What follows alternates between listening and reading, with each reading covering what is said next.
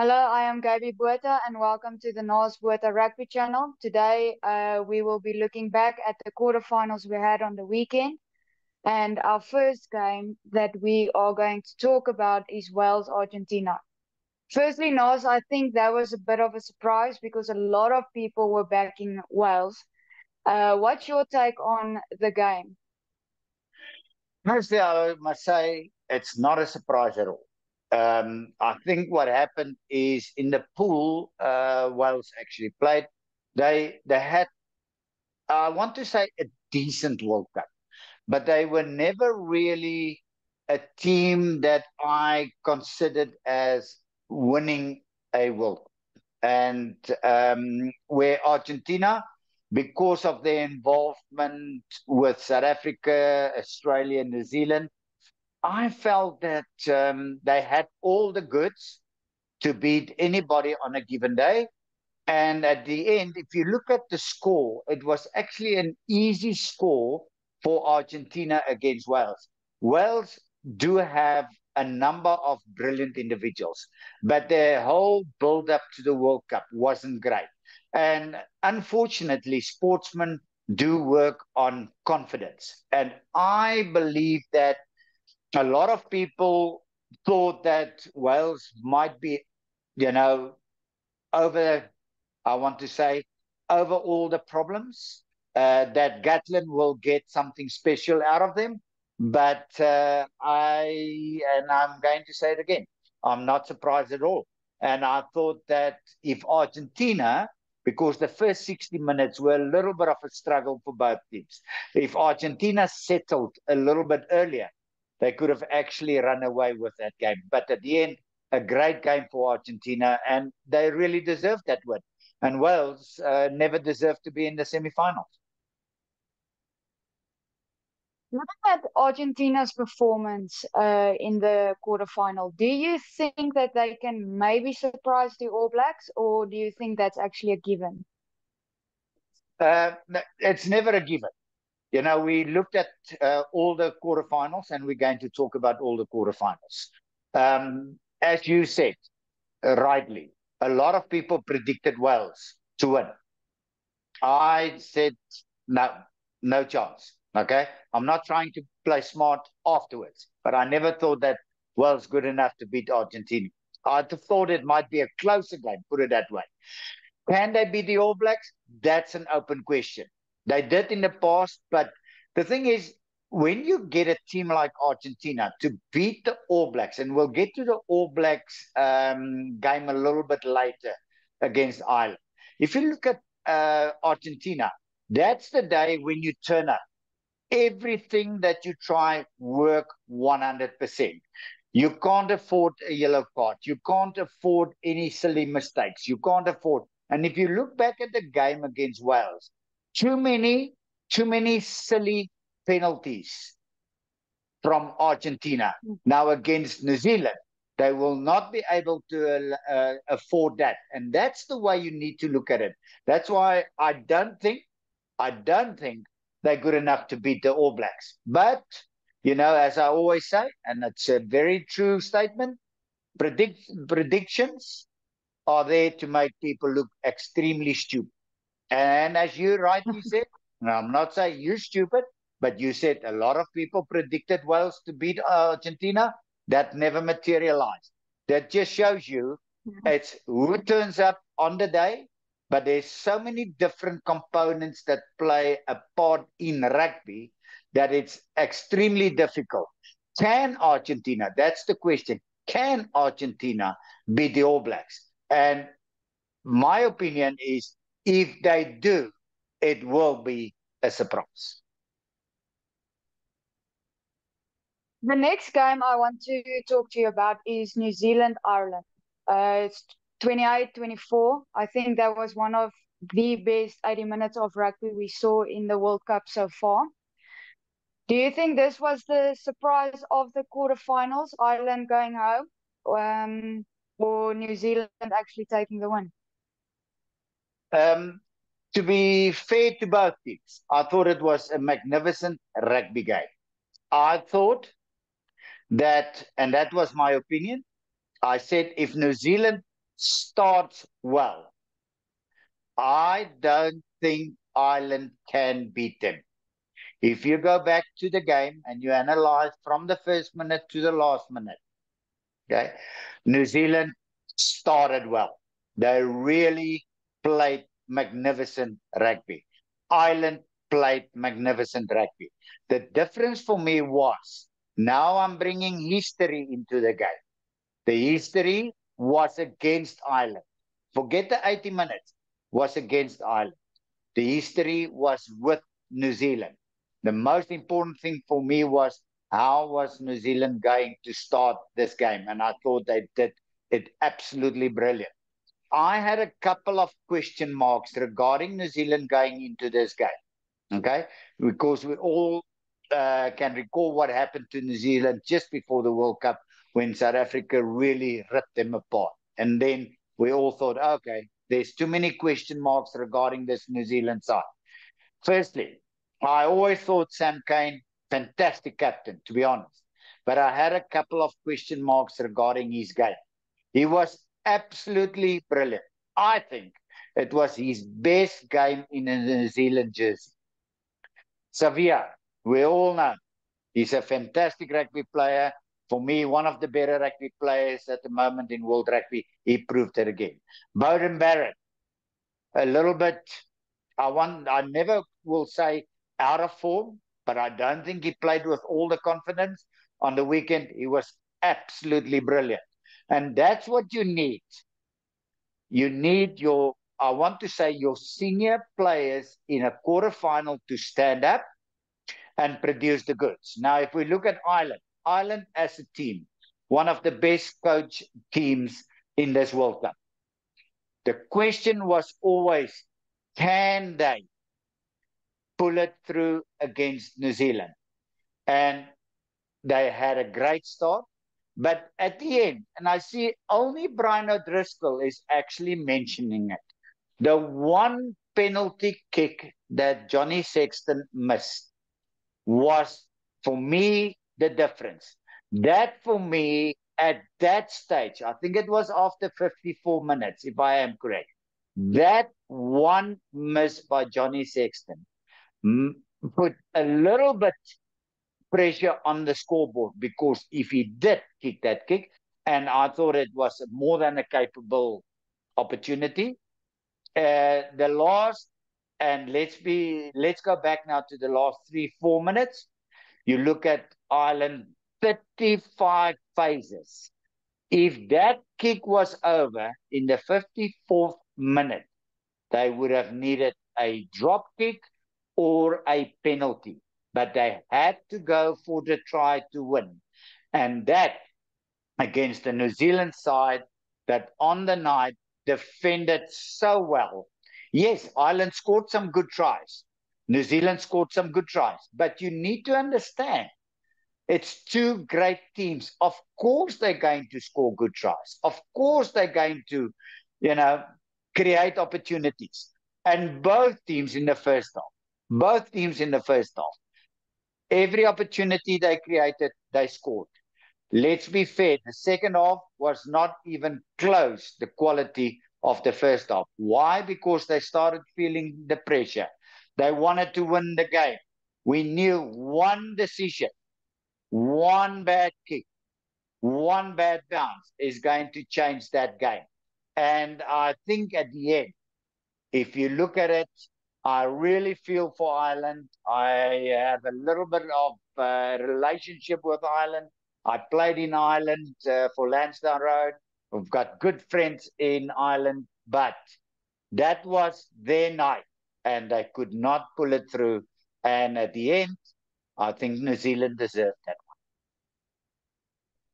New Zealand definitely deserved to win that game, but do you think that they actually deserve to win this World Cup? It's a difficult one to answer. Why I'm saying that is because the last 18 months was totally indifferent to any other New Zealand team that we sort of got used to. A lot of question marks regarding their coaching. But whatever we say, you can only talk on what you've seen, and what we've seen on the weekend. The coach really got the All Black side to play one of the better games seen by a New Zealand side in the last 18 months. And that's what you ask as a coach from your players. A coach can't go and play the game.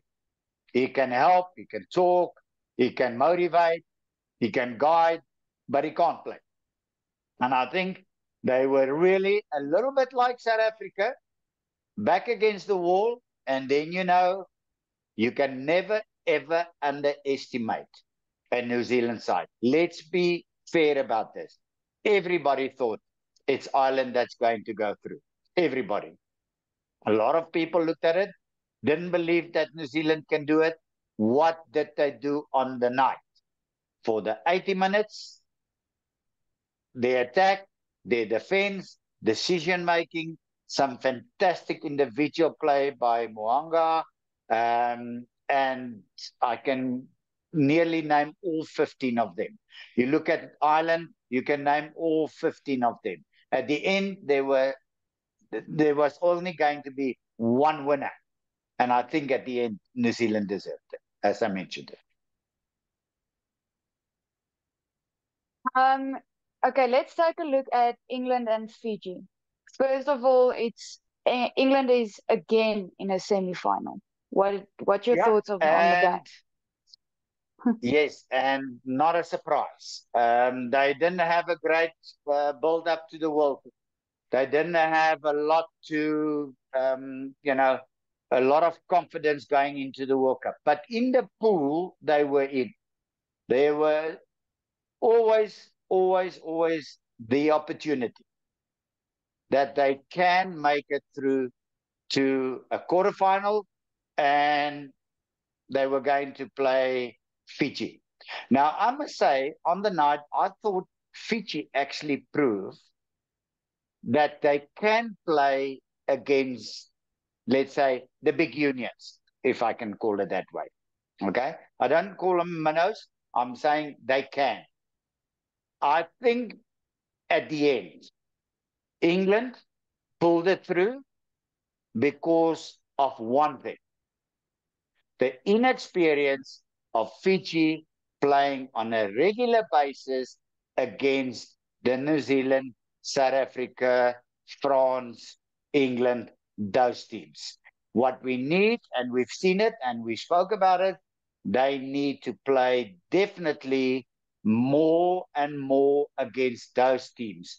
Then they will go to the future World Cups with a better understanding how to make the right decisions under pressure, how to make sure that you don't make some mistakes, because some of the tries they scored, absolutely fantastic rugby they played.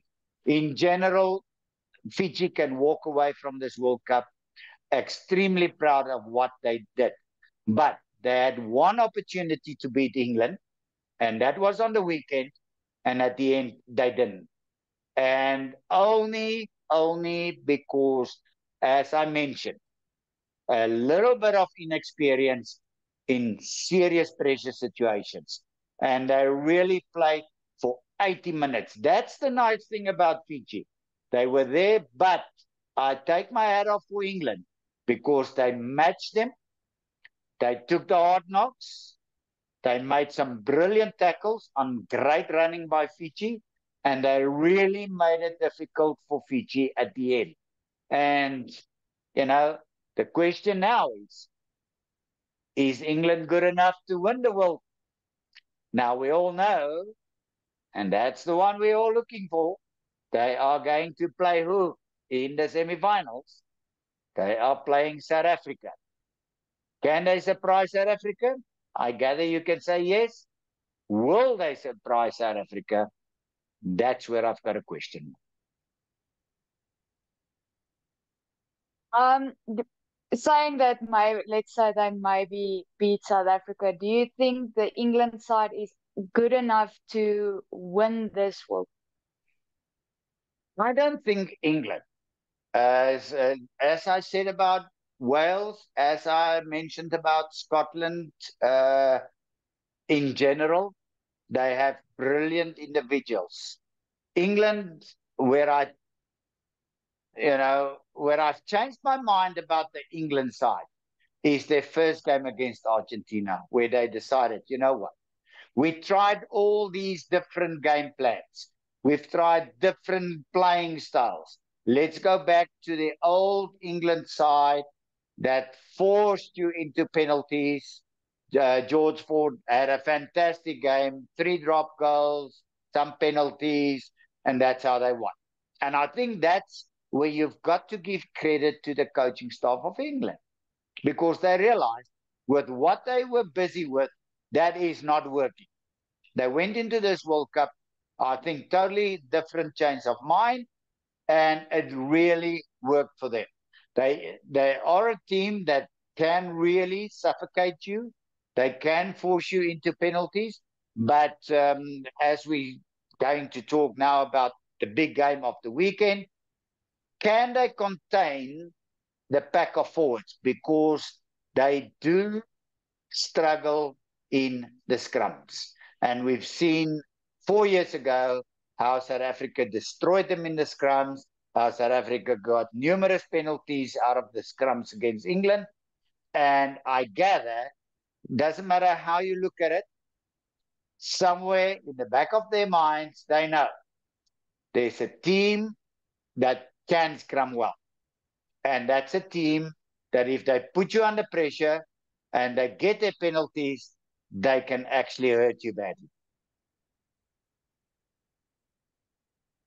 Okay, now the nail biter game of last night. France, South Africa. France almost gave us a surprise there. No, What did you think about this one? I think it's the other way around. Everybody thought that France will beat South Africa, except us. We're not subjective about this, we're objective about it. If you look at the score, 29-28, what a fantastic score. Some of the best rugby I've seen in the first 40 minutes. What happened in the second half, I've got a couple of question marks regarding some of the decisions. Firstly, we saw more mistakes in the second half. We saw some poor decision making in the second half.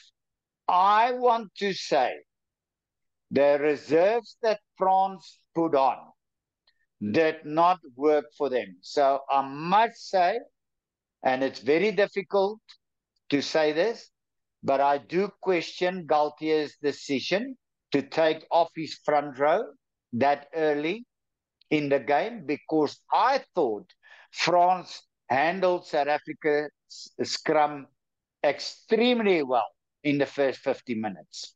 At the end, what happened to France in the last 20 minutes? They gave away 2 or 3 penalties inside the half of South Africa in the scrums. 3. Okay? They had a charge down conversion. Okay?